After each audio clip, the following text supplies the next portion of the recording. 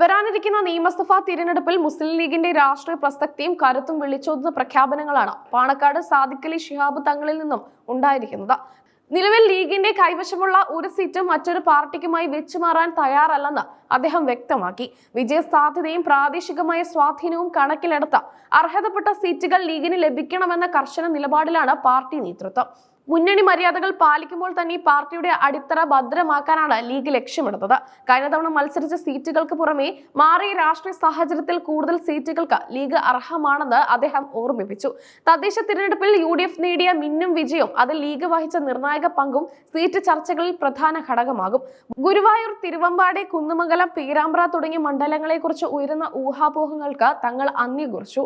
ഈ സീറ്റുകൾ വെച്ചുമാറുന്നതിനെ കുറിച്ച് നിലവിൽ ആലോചിക്കുന്നില്ല. പാർട്ടിക്ക് വ്യക്തമായ വോട്ട് ബാങ്കും സ്വാധീനവുമുള്ള മണ്ഡലങ്ങളിൽ വിട്ടുവീഴ്ച ചെയ്യേണ്ടതില്ലെന്നാണ് പ്രാഥമിക തീരുമാനം. തദ്ദേശ തിരഞ്ഞെടുപ്പിലെ കണക്കുകൾ പരിശോധിച്ചാൽ ലീഗിന് വലിയ തോതിലുള്ള മുന്നേറ്റം നടത്താൻ കഴിഞ്ഞിട്ടുണ്ട്.